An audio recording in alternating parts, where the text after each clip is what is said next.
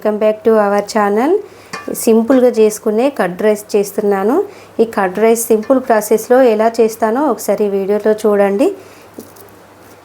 నేను వేడి రైస్ తీసుకున్నాను. ఈ రైస్ ప్లేట్లో వేసుకొని కొంచెం చల్లారాలి. రైస్ వేడి అన్నంలో రైస్ వేస్తే పెరుగు కొంచెం ఇట్లా విరిగినట్టు అనిపిస్తుంది. అందుకని ఈ అన్నం ఇప్పుడు కొంచెం చల్లారిన తర్వాత పెరుగు వేసుకోవాలి. ఇప్పుడు అన్నం పూర్తిగా చల్లారింది. చల్లారిన తర్వాత ఒక కప్పు పెరుగు తీసుకున్నాను. రైస్ని ఇట్లా మంచిగా పెరుగుతో కలిసేటట్టు చక్కగా కలుపుకోవాలి. మళ్ళీ ఒక కప్పు వాటర్ వేసుకోవాలి. రుచికి తగినంత ఉప్పు వేసుకోవాలి. ఇదంతా ఒకసారి మళ్ళీ కలుపుకోవాలి. చూడండి, ఇప్పుడు రైస్ ఈ విధంగా కలుపుకోవాలి.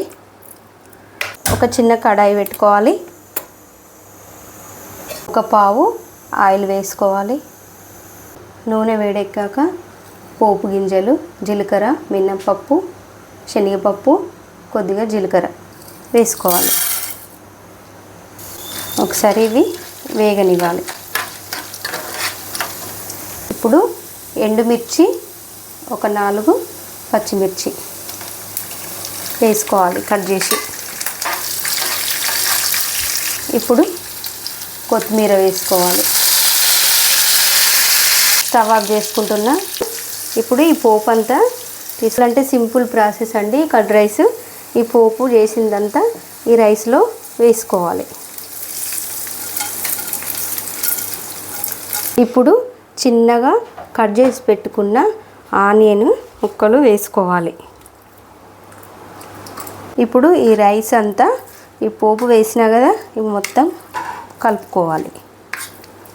ఈ కర్డ్ రైస్ సమ్మర్ వస్తుంది కదా, ఈ కర్డ్ రైస్ మన ఆరోగ్యానికి ఎంతో మంచిదండి. చాలా సింపుల్, అంటే సింపుల్గా చేసుకోవచ్చు అండి. కర్డ్ రైస్ చాలా బాగుంటుంది. ఒకసారి చేసుకొని చూడండి. సింపుల్ ప్రాసెస్లో చేసుకోవచ్చు. ఎంతసేపు కూడా పట్టదండి.